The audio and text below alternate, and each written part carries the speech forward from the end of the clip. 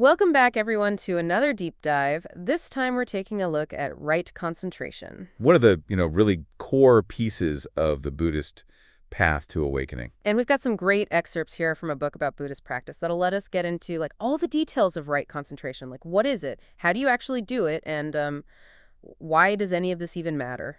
Yeah, it's definitely one of those things that I think can sound pretty abstract and maybe a little bit intimidating at first. Oh, right, concentration. Yeah. What does that even mean? How do you concentrate rightly? Right. Is there a wrong way to concentrate? So let's start with that then. What are we even talking about here? When Buddhists talk about right concentration, what's the deal? So in the Buddhist context, right concentration is really about reaching this really interesting state. It's called jhana. And it's often translated as meditative absorption. But I think one of the things that's important to remember is that it's not just any kind of simple pointed focus.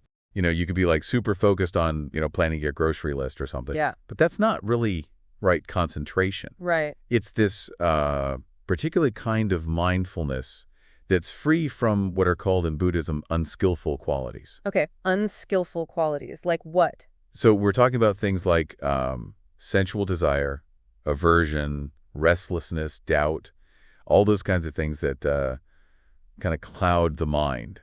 And so it's not just about quieting the mind then. It's also about the quality of awareness that you're cultivating. Exactly. Yeah. And why is that freedom from those unskillful qualities so important? Why does that matter? In Buddhism, the idea is that those unskillful qualities are really kind of at the root of our suffering. Oh. They keep us trapped in these cycles of craving and aversion and just general dissatisfaction. Yeah. And so jhana is really seen as this state of clarity and peace that provides this kind of stable foundation for developing, wisdom and insight. Okay, that makes sense. So if we're talking about the actual experience of jhana, how would you describe that? What does it feel like? The source here actually uses some really cool imagery to describe jhana. They talk about how it's your awareness focuses on a single object, but then that object kind of expands to fill your whole awareness. And they use all these words like suffusing and stretching and filling. It's almost like your attention is kind of becoming boundless. That's really interesting, that idea of expansion. It makes me think of those two different types of jhana that the source talks about, form jhana and formless jhana. Can you say a bit more about what the difference is between those two? Yeah, for sure. So form, in this context, can actually refer to both physical forms like your body and mental forms like images that you might create in your mind. So form jhana could involve focusing on something like, the sensations of your breath, or even on a visual image that you're kind of holding in your mind's eye. Whereas formless jhana goes beyond those specific forms. So it's more about absorption in these more abstract concepts like infinite space. Okay. Or infinite consciousness. Interesting. So it's kind of moving from concentration on something really concrete to almost merging with something limitless. Right. Yeah, a deepening. Yeah. And that sounds really challenging, to be honest. Is there any sort of roadmap for how to actually develop right concentration? Where do you even begin with something like this? Well, the source actually does give us a couple of maps. One of the most well-known is these 16 steps of breath meditation. Okay. 16 steps. 16 steps. But it's important to keep in mind that this isn't really meant to be a rigid set of instructions, that you have to follow in a very specific order. So it's not like a recipe you have to follow, exactly. No, not at all. It's more like framework, like a way of understanding the different stages that you might move through as you practice. Makes sense. Yeah, and people might experience those stages in different orders, or they might find some steps easier than others. It's very individual. Totally. I'm curious, before we get too deep into those 16 steps, does the source talk about any common pitfalls that people encounter when they're trying to cultivate right concentration? Oh, definitely, yeah. There are definitely some wrong turns. Okay, wrong turns. I like that. Yeah, you're on the path. Yeah. You got to watch out. You might take a wrong turn. Exactly. So they talk about a few different states of mind that might seem like concentration at first. Okay. But are actually what's called wrong concentration. Okay, interesting. And one of those, one example is this kind of hazy state between waking and sleeping. Oh, yeah. Where your mind feels like it's quiet, but your object of meditation is really like blurry and undefined. I've definitely experienced that. And it does feel kind of peaceful in the moment, but then afterwards it's like, I don't know, I think nothing really happened. Yeah, exactly. It's a dullness. It's not a real like vibrant mindfulness. Hmm. And then another example they mentioned is this state of non-perception. Non-perception. Yeah, where there's like this subtle aversion to experience, Okay. and you kind of blank out your mind, and it can feel, like everything is just stopped. Mm-hmm. But it's actually a suppression. It's not real insight. Okay, so how can you tell then, like, if you're on the right track, what would be some hallmarks of genuine right concentration? I think the real key here is mindfulness and alertness. It's about being fully present and engaged with whatever your object of meditation is, whether that's its breath or a mental image or even a formless concept. Okay. And then as you go deeper, you'll start to experience those qualities of jhana that we were talking about. The expansion, the peace, the clarity. Right, right. Yeah, it seems like we've got like a good foundation now. At least we know what right concentration is and, and maybe think of the things to watch out for. But I mean, how do you actually start cultivating this kind of mindfulness, like practically speaking? And then what are some of the like benefits that you can expect along the way? I guess that's something we're going to dive into more next time. All right, so we're back, still diving deep on right concentration and how it all fits into this whole idea of the Buddhist path to awakening. Yeah, exactly. And last time we kind of laid the groundwork for, what right concentration actually is, this state of meditative absorption called jhana. Right, meditative absorption, jhana. Exactly. So now I think we can sort of, start looking at how you can actually, begin to cultivate this state. And I think more importantly, what's in it for you? Why bother? Yeah, that's a good point. It's one thing to understand the concept, but I think for a lot of people that really hooks them is like knowing how this practice could actually, have an impact on their lives. Right. Absolutely. So what can you tell us about that? Like, what are some of the benefits of developing right concentration? Well, the source actually lays out 4 main uses for right concentration. Oh, okay. 4. Yeah. And the first one, I think, is something that a lot of people can relate to. It's what they call pleasant abiding. Pleasant abiding. Yeah, so it's about experiencing, the joy and the peace of jhana, just finding contentment and, in that state of deep concentration. Yeah, so there's like an element of like feeling good, finding refuge in that stillness. Exactly. And that's, I think that's important, right? That sense of well-being, that could be a really powerful motivator to keep practicing. Yeah, for sure. Makes sense. But it's not, it's not the end of the story. That's just sort of like the starting point. Because the second use of right concentration, I think, is where things start to get really interesting. Oh, okay, good. I like interesting. Yeah. So this is all about developing knowledge and vision. Okay, knowledge and vision. This is what I was talking about, how this practice can actually open up new ways of, seeing the world and understanding things. Yeah. And the source, talks about some pretty extraordinary things here. They mention things like clairvoyance, seeing past lives, even knowing the minds of others. Whoa. But it's important to understand that these aren't really like the main goal of the practice. So they're more like side effects, not something to get like too attached to. Yeah, I think that's a good way to put it. I mean, the real value of these insights is that they can help us see through this this illusion of self. Okay. This idea that we're, these separate independent beings. And that, I think, brings us to the third use of right concentration, which is developing mindfulness and alertness. Oh, okay. So it's not just about achieving that kind of like blissed out state in meditation, but about bringing that awareness into your daily life. Right, exactly. It's about being present and awake to whatever's happening, both internally and externally. Yeah, yeah.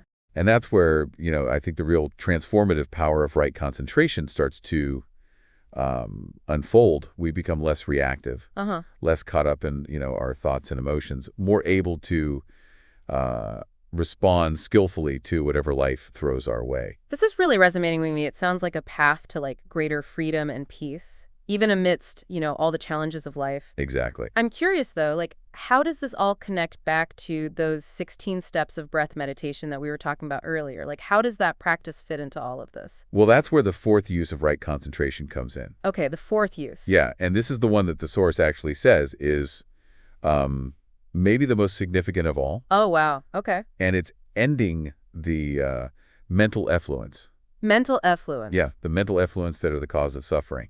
And this is where the practice of breath meditation really comes into play. Okay. Before we get into that connection, could you just like remind us what mental effluents are exactly?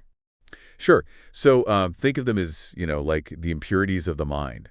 Greed, hatred, delusion, jealousy, all those kinds of mental states that create so much turmoil and unhappiness. Yeah, we all have them. Yeah. And the 16 steps of breath meditation are really designed to uh, help us see these mental effluents more clearly, Okay. to understand their impermanent nature, and to, ultimately weaken their grip on us. So it's not about like eradicating these emotions altogether, but about changing our relationship to them. Yeah, you got it. And the source is actually very clear on this. They say, even enlightened beings still experience emotions.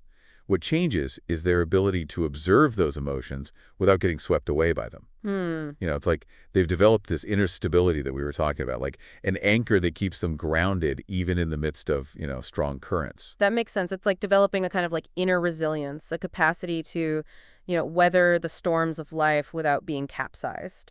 Exactly. And this is where the practice of breath meditation really comes in.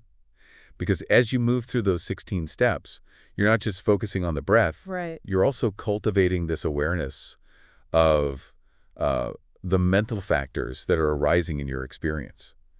So you begin to notice how desire, aversion, restlessness, doubt, all those mental effluents, how they come and go. It's like shining a light on those like usually hidden parts of our minds. Yeah, exactly. And that light of awareness is what um, helps us see those mental states for what they are. Impermanent, impersonal, and, ultimately not worth clinging to. Right. That's the key to breaking free from their grip. This is starting to make sense. It's like the more familiar you become with those mental patterns, the less power they have over you. Right. Exactly. But I'm still curious, like, how does all of this actually lead to awakening? That's a great question. And that's actually something that we're going to explore in more depth in the next and final part of this deep dive. Oh, okay, good. Looking forward to that.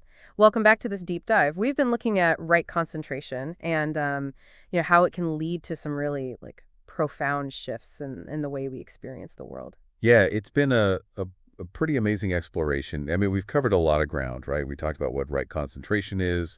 We looked at some of the practical benefits of it. And we even kind of touched on some of the more like, mystical aspects like clairvoyance and past lives. Right. It's been pretty wild. And I think one of the things that really struck me was our conversation about those mental effluents, those challenging mental states that cause so much suffering, and how the practice of breath meditation can actually help us gain more freedom from them. Yeah, absolutely. And I think, we kind of left off with a question that I think gets to the heart of what a lot of people are really seeking, which is how does all of this relate to awakening, to that that ultimate goal of liberation from suffering? Exactly. We've been talking about all these like really powerful benefits of right concentration, increased clarity, peace, even glimpses of those like extraordinary abilities. But how does that translate into the kind of deep transformation that Buddhism points towards? Well, that's where I think things get really, really interesting. Because, remember those 4 uses of right concentration that we talked about last time? Yeah. The source we've been looking at actually suggests that that the 4th use, the ending of the mental effluence, is kind of the key that unlocks the door to awakening. Okay. So just to remind me again, how does cultivating right concentration, especially through breath meditation, how does that actually help us to end those mental effluents? Well, it's all about developing a different relationship to those difficult mental states. Okay. Through the practice of mindfulness, particularly through those 16 steps of breath meditation that we talked about, we start to see those mental effluents, the greed, the hatred, the delusion, with more clarity. So we're not just getting swept away by them anymore. Exactly. Yeah. Instead of being, caught in the current, we become more like the observer on the riverbank, watching those currents come and go without, getting pulled in. That's a great image. It kind of makes the whole thing feel, I don't know, less daunting somehow, more like a gradual shift in perspective. It is a gradual process. It's not about like suddenly eradicating all those challenging emotions and thoughts. And the source is actually very clear about that. They say that even awakened beings still experience those mental states. Okay. The theory is that they're no longer identified with them. So it's not that the waves disappear, but we learn to ride them differently. Yeah, that's a beautiful way to put it. And, as we cultivate this ability to observe our mental states with more detachment, we start to see their impermanent nature. We realize that they arise and pass away, just like everything else in experience. And that realization is what starts to kind of like chip away at the power that they have over us. Precisely. That's the beginning of true liberation, recognizing that those mental effluents, they don't define us.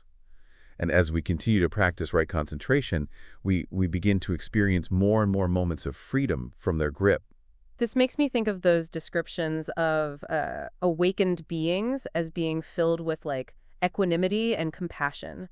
Like they've developed this unshakable inner peace that allows them to like meet all of life's challenges with wisdom and kindness. That's a beautiful way to describe it. And it's important to remember that this isn't, some far off unattainable state. Right. This is something that we can all cultivate, through consistent practice. Every time we sit down to meditate, every time we bring mindful awareness to our breath, our thoughts, our emotions, we're taking steps towards that same, freedom and peace. This has been such a great deep dive. It's really given me like a whole new appreciation for right concentration and its transformative power. Well, it's been a joy to explore these concepts with you, and I hope our listeners have found this exploration insightful as well. Yeah. And if you're feeling inspired to like learn more about right concentration and how to cultivate it in your own life, I mean, there's so many wonderful resources available out there.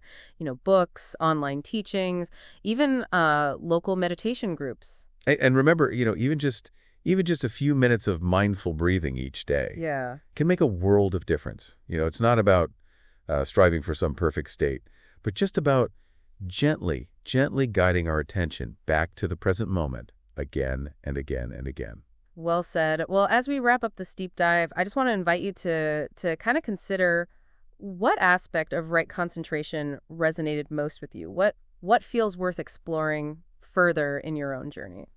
Yeah, the path to awakening is really a journey of self-discovery, a process of uncovering the peace and the freedom that lie within each of us. So thanks for joining us on this exploration, and may your journey be filled with joy and insight and liberation. Until next time, keep diving deep.